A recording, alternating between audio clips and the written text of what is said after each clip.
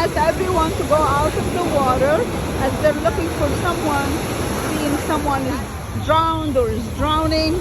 Someone went in and never came back. So sad.